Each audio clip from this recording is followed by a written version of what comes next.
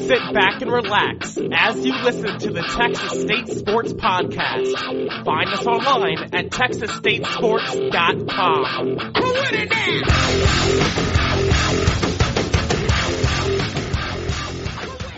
Well, here we are again for another edition of the Texas State Sports Podcast. As always, I am your host, Tyler Mayforth. Texas State enters this week with an overall record of 6-4 after losing last week to Arkansas State 38-21. For a half, the Bobcats kept up with the back-to-back defending champions, but a lousy third quarter and a lack of rush defense sent them to a loss. Now Texas State returns home to face Western Kentucky in the final collegiate game to be played at Bobcat Stadium in 2013. A loss would kill the Bobcats' bowl chances, while a win would keep them alive. Now to learn more about the Hilltoppers, let's bring in Chad Bishop of the Bowling Green Daily News in this week's Insider Interview. One thing I noticed on your Twitter, and I get it sometimes on mine, I want to ask you, why are you so slanted against Western Kentucky, or why are you such a homer for them? Because it seems as if people, Western Kentucky fans, the Hilltopper fans, just love to either say you're Petrino's mouthpiece or you're the worst thing to ever happen to that program. Yeah, it just comes with the territory. Part of the job of being a beat writer. It's something I've learned to live with and actually enjoy. I love talking to the fans. It's funny. Fans of other schools think I'm a Western Kentucky fan, and Western Kentucky fans think I hate Western Kentucky. So it's always a daily thing you got to deal with to try to explain to people that I don't care one way or the other. I'm just here to report what's going on. But they don't listen. They already have their minds made up, and it's always fun to get in banter with folks though on Twitter.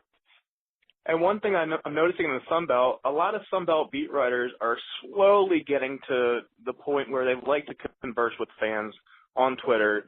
I love to talk to my fans. They can find me at SMDRTyler. You love to converse with them, I see. What do you think it is about just Twitter that makes it so effortless and so fun to trade ideas? I think it's, instant information, and I think, beat writers who do a good job of it, build a rapport and a trust that the fans know, this guy or this young lady is close to the program. Let's go to them, ask them. They're going to be the ones to know. They'll give me a straight answer. And I think it's kind of the new age of sports journalism, and I like it. You got to be careful with what you say. You never know who's watching, but I think if you do it the right way, like, a lot of Sun Belt beat writers are doing, it's a great tool to have. So, I'm glad of the invention. Sometimes it feels like a monster, but I think if you control it, it can be used wisely. And like Korn's, song Monster on a Leash, you just got to put a leash on the thing and kind of guide it around. But you mentioned Tennessee earlier, so we might as well kind of jump into Western Kentucky's football season. They started off with a big win against Kentucky, then they got drilled by Tennessee with all those turnovers, and a surprising loss to South Alabama, and then you go on from there, and now they've won 2 in a row. What is your impression of how the season's gone for the Hilltoppers? It's been a weird season. It's really hard to put your finger on. I mean, this football team is actually, pretty good statistically, and when Texas State fans get to see them on Saturday, I mean, they got a lot of weapons offensively. Defense plays, pretty good, sound, fundamental football, but they haven't been able to play consistent. They've turned the ball over way too many times, 28 times this year, which is, really insane. So, week in and week out, you don't know what you're going to get. I could see them going to San Marcos on Saturday and, winning 42-10. I could also see them losing 20-3. It's just one of those football teams where they're wildly inconsistent, a lot of talent, but just really, I think, struggling to learn the system under Petrino and staff and have that really good continuity. So it's been an interesting season for sure. Now, what do you think Petrino brought to the program upon his hiring? Because he's one of several new coaches in the Sun Belt this year, with others being, Brian Harsin as well as Trent Miles at Georgia State. What do you think Petrino truly brought to the program, and have the players truly bought into what he's preaching? Yeah, he definitely brought a big-time level of excitement. I mean, Willie Taggart had this program on the rise, and I truly believe if he would have been here another year that they would have been competing for a Sun Belt Conference championship. But Bobby Petrino is a name that every college football fan in the world knows.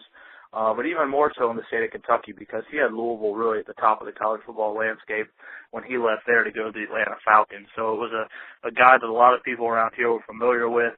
And I also think it just kind of sent a message to the community that this school is serious about its football program. You know, they didn't sit back and hire an up-and-comer. They went and got the big name, you know, despite all his off-the-field issues and really made a big splash. And then, you know, on the field, his players really from day one bought in. There were a couple of defections like there is with any, you know, new hiring or a new coaching change. But for the most part, the guys, you know, really bought in. They understood Coach Petrino's pedigree and his record. So they didn't shy away from the change at all, really. And, you know, the results are not translated on the field, but for the most part, those guys have done a good job doing things Petrino's way.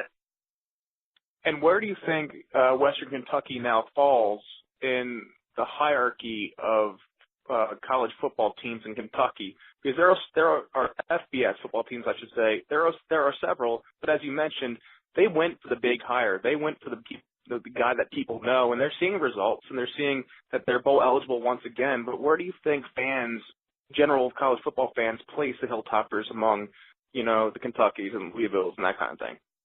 Yeah, it's a good question because, you know, first and foremost, it is a basketball state. You know, despite Louisville's success in football, you know, everybody looks towards basketball first. So while you may have, you know, a Kentucky basketball fan, they might be a Western Kentucky football fan. Or if you might have a Louisville basketball fan, they might be a Western Kentucky fan, you know, during the football season. It's kind of a weird dynamic around here. But I think, you know, Western Kentucky is definitely on the rise. Louisville is obviously the big-time program right now with Coach Charlie Strong and the success they had. You know, Kentucky is quite frankly not a very good football program, but I think they're going to be fine in time. They've improved all year long. And like I said, Western Kentucky's on the rise. So, you know, I don't know if WKU would be, you know, 2A or 2B or maybe 2 all alone. But, you know, I think they're right there with Kentucky, and Kentucky fans, you know, hate to hear that. But realistically, I think that's the truth. Oh, you're going to get some tweets now. But anyway, one thing that Petrino also brought with him, you know, along with his off-field issues, was just the idea of having a run-first mentality. Wherever he was, he loved to run the football, and this is no different at Western Kentucky. How good is Antonio Andrews? I mean, fans are going to see him on Saturday, but what does Antonio Andrews do to be such a good running back with 1,407 rushing yards this season? I believe fourth in the nation. Correct me if I'm wrong, but what is Andrews doing this year that is just light years above everyone else? Well, you know, first and foremost is consistency. There's not a week where he doesn't have a good game or bring his, you know, total effort. He has outstanding vision, is able to break tackles very well. You know, he's not the fastest guy in the Sun Belt Conference and, you know, not the fastest running back in the country, but just the determination and effort with which he runs is something that I think is very, very underrated. There'll be times on Saturday against Texas State where it looks like he's dropped for a, you know, 3 or 4 yard loss, and he comes out of that and gains, you know, 3 or 4 or 5 yards, and he barely ever goes down on that first hit. He can also catch the ball out of the backfield amazingly well. He's going to return punts and kicks. He just really does it all, and he followed Bobby Rainey, who's now in the NFL with the Tampa Bay Buccaneers, and I think kind of learned under his tutelage and has really stepped up his senior year, and there's a pretty good chance he'll be in the NFL next year as well.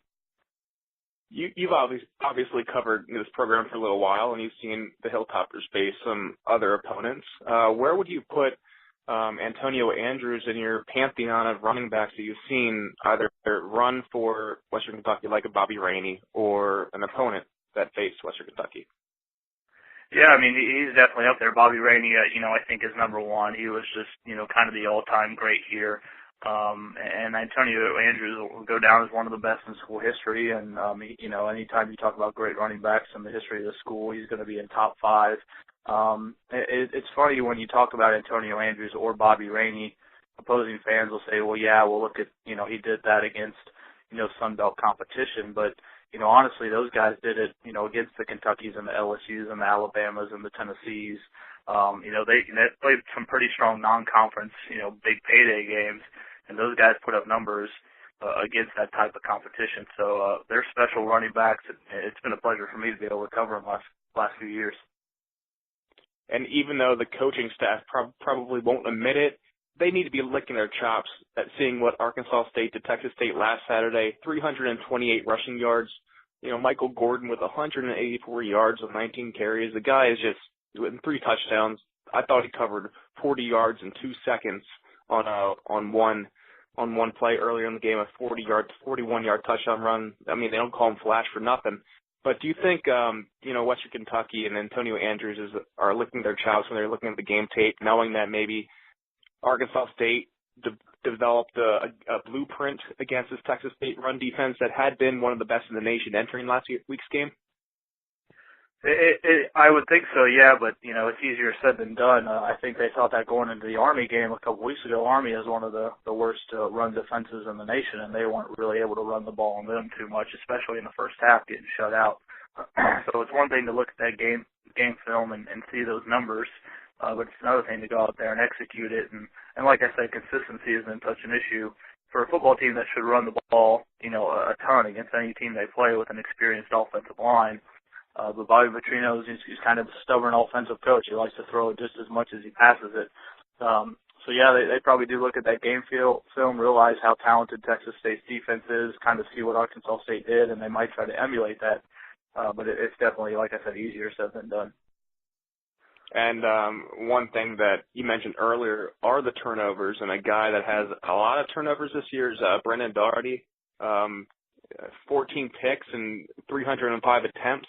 He's completed 67% of his passes, though. What is Doherty's problem? Is it that he's trying to force the ball in there too much? Is he making the wrong reads? What is I know you're not a football coach, but from the press box, what are you seeing? It's a mix of almost everything. He's got a really young wide receiving core. Some of those interceptions, the wide receiver had a hit right off the shoulder pads, went for a pick 6 against Tennessee. Another game, a wide receiver ran a long route. The DB jumped it and made the pick. There's been, some drop passes. The young man's also trying to learn an entirely new offense, which we all know Bobby Petrino's offenses are pretty complex, probably one of the more complex offenses in the country. He's a junior who hadn't really started before this year. So I think he's dealing with some confidence issues as well. And those have grown as the season has gone on. His interceptions, yeah, he does have 14, but, only a couple of the last few weeks. So, there was a time where he was throwing 3 or 4 a game, has been benched twice this season. But the kid is a good quarterback, and he's coming along. And like I said, he could come out Saturday and throw for 300 or 400 yards, but he could also come out and throw a couple interceptions. And I think that's just part of the process. Him learning the offense, gaining confidence, trying to get a young wide receiving group along the season as well. So I think in time he'll be good. If he sticks around and plays, as a senior next year, he could be one of the top quarterbacks in the conference, but he's definitely got a long way to go still. And so much is made of Bobby Petrino's offensive prowess, but this defense for Western Kentucky is just ridiculous. I'm looking at their stats right now. Davius Boyd, 89 total tackles, 14.5 tackles for a loss, 7.5 sacks. Then, of course, there's Andrew Jackson and Jonathan Dowling, and they have 20 sacks as a team. What is it about this defense that just looks like it causes so many problems for the opposition? Well, they were, considered to be the strength coming into this season. Everybody knew they would be good. They returned, pretty much the entire back end, the back 7 from last year's team. Defensive line was a huge question mark. They lost all those kids from 2012, but still had some talent on the roster. So it's really no secret or no surprise of the numbers they're putting up. They were expected, kind of were slow out of the gates, but really come on strong as the season's progressed. They fly around to the football, have a lot of experience, especially in the secondary. You mentioned Andrew Jackson and Xavier Boyd. Andrew Jackson is likely to be an NFL draft pick, and Xavier Boyd has had a senior season to maybe make him considered to be a professional football player as well. So, you got 2, NFL-type linebackers anchoring their defense, and they've been able to have an outstanding season. The one thing that's been missing is turnovers from that unit. They haven't got a lot of turnovers this year, and they preach that every week, and are still looking for that signature game where they get 3 or 4 turnovers. But outside of that, you're right. They've been very, very good, as they were expected to be.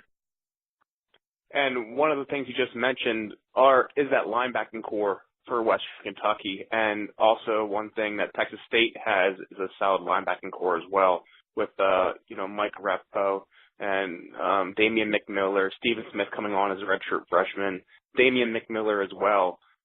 Would you call the linebacking core the strength of that unit, or is it the back end, the secondary? Yeah, I really think it's the secondary. I mean, they had, 4 guys back there who started a ton last season, and they even lost Keontae Young, who was a starter at the beginning of the year with an injury, and he still isn't back yet. Then they had a pretty good recruiting class behind that coming in of defensive backs. And, those guys, they rank, I believe, it's either 12th or 14th in the nation against the pass. They do an outstanding job in pass coverage. Sometimes it doesn't really look that way because they're kind of a bend, don't break defense. But the secondary, to me, is key. It makes it really tough on quarterbacks to throw. I think Texas State's passing game, this Saturday will definitely be a key against that unit. And how much of a plus has it been, do you think, this season for Western Kentucky going to this game against Texas State, that they've already faced 2 run-first option teams in Navy and Army, that they know, even though Texas State is not running the same kind of offense, even though Arkansas State's media was convinced that Texas State was running the wishbone, that they still have seen these types of teams. They need to be fundamental and sound. Does that only play into their strengths for this weekend's game? I think it does. I came into the season and I looked at that Navy game, and I honestly thought Western Kentucky would not be able to stop that option, and they just shut Navy down, and it was really the same thing against Army. Army had a couple big runs, but for the most part, the Hilltoppers were on point defending that option game. So if there's teams out there, who are trying to, run the spread option or any variation, of an option offense, Western Kentucky is going to be prepared for it. Then you add in the fact they're coming off a bye week and have really had two weeks to prepare for whatever Texas State is going to throw at them. That's going to help as well. So, yeah, I definitely think that will probably be an advantage for them on Saturday. This is the 3rd consecutive road game for the Hilltoppers, and usually that would worry some teams. But at the neutral site against Kentucky, Western Kentucky won. Obviously, we talked about that Tennessee game earlier. They got drubbed there. They lost on the road to South Alabama, but since then they've won their last 3 road games. So is this team kind of finding its own right now to be able to play on the road? I guess it's senior leadership and mental toughness, as any coach will say. For whatever reason, this team has played well on the road the last few years. I don't know if it has to do with maybe the culture, around Bowling Green and around WKU, where so much is expected of them, and maybe they get a little, gun shy when they play home games. But when they go on the road, they seem to perform really well. They had that really, really long losing streak between 2008, 2010, and they finally broke that on the road. They didn't win a home game, I don't believe, until 2011, coming off that long streak. It's just one of these things where these guys kind of feed off the energy of the opposing crowd. They kind of love to play the villain role. So, I don't know if it'll be much of a home field advantage for Texas State. Not saying, the Bobcat fans wouldn't provide one. I just think, the Hilltoppers, for whatever reason, love playing in that environment. They kind of crack under pressure at home and kind of thrive under it on the road. So, it's just one of those things. That's the way this team's been the last couple of years, and that's kind of why I expect them to play awfully well on Saturday in a road environment. It's also senior day for the Bobcats on Saturday, and Texas State, in my opinion, needs to win these last 2 games to be able to defend its way for a bowl. So that kind of plays right into the Hilltoppers' villain atmosphere to ruin 2 things: senior day and bowl chances. But for Western Kentucky, if Texas State fans are watching this game come Saturday, what is the one thing they should see that they might get an idea that the Bobcats are going to win the game? Is it the fact that Brandon Doughty is throwing some picks? Is it that Antonio Andrews can't find the seam? If there are 1 or 2 things that are not going Western Kentucky's way, what are they, and how can Texas State kind of take advantage of that? Yeah, it's definitely, I think, it falls under the same category as the turnovers category. I mean, if WKU comes out and is throwing interceptions and fumbling the ball, it's going to be a long day for them. And something that goes into that is they've struggled really bad in the red zone this year for whatever reason between the 20s. These guys can move it all over the field and almost look at times like an NFL offense out there against a college team. But once they get down to the 20, they kind of tighten up a little bit, throw some incompletions, some drop balls, maybe, run, in between the wrong gap on a running play, whatever the case may be, and have to settle for some field goals. So, if you're a Texas State fan and WKU comes out there and is moving it all up and down the field, but maybe they're stopping at the 9 or the 5 and kicking some field goals, there's going to be hope for the Bobcats, because that's been a problem all year long for WKU not to be able to put the ball in the end zone. On the other hand, if they come out and then put up a couple quick touchdowns, I think that could be a bad sign for the whole team. And one thing I noticed at the Vegas Insider, the cream of the crop of betting sites, if you want to take a look at all betting lines across Las Vegas, WKU is about a 4-point favorite entering this game, and you want to go ahead and add the 3-point juice for the home team. That brings it up to 7. Because it got knocked down from 7 to 4 probably. Do you think that is a correct assessment for where this game would be? And do you see Western Kentucky as a 4-point or 7-point favorite in this one? Yeah, I don't know if I agree with that. I almost kind of felt like it might be a pick'em game. I mean, these two teams to me are pretty similar. I mean, kind of up and down, maybe a little bit inconsistent, and kind of have found their way maybe later in the season than sooner in the year. I could make a case for Texas State being favored. I could make a case for the Hilltoppers being favored. I don't know if they'll be able to go in there and win by a touchdown. But then again, like I said earlier in the podcast, I never know what to expect out of this team. So those folks in Vegas know a heck of a lot more than I do. So if they say 4-7, so be it. But doesn't that make it so much more fun as writers when you don't know what's going to happen? I mean, if you go in and you're like Georgia State's beat writer, okay, I need to formulate another loss story. But in this case, in West Kentucky's or Texas State case, it's a grab bag of opportunities and chances. You're exactly right, and that's what I'm saying. I mean, this team, it's on the one hand, it's a little wild, a little bit of a roller coaster year, but on the other hand, it's good because you never know what kind of score you're going to get or who's going to be the hero or maybe the goat of the day. These guys can come out and beat Kentucky 1 week, and 2 weeks later they'll lose on the road to South Alabama or beat Navy, and then lose a home game to Troy. So they're just kind of up and down, and you're just kind of waiting for them to put it all together, and maybe this will be the week that they do it. All right, well, guys, that was Chad Bishop of the Bowling Green Daily News. As always, you can find him on Twitter at Mr. Chad Bishop. If you want to accuse him of being a Western Kentucky homer, go ahead, or whatever you guys like to do on that Twitter world. But anyway, Chad, I would really like to thank you for joining me on the Texas State Sports Podcast this week. Heck yeah, it's been a pleasure. Can't wait to see you on Saturday. Well, that's going to do it for this edition of the Texas State Sports Podcast. If you have any comments or questions, feel free to email me at tmayforth@sanmarcosrecord.com, find me on Twitter at SMDRTyler, or leave a comment on our Facebook fan page, which can be found by searching Texas State Sports. Be sure to follow my coverage all season long, but especially this week, as we try to find out if Texas State can send its 24 seniors out with a win in their last home game. As always, you can find my coverage online at sanmarcosrecord.com and on the blog at texasstatesports.com.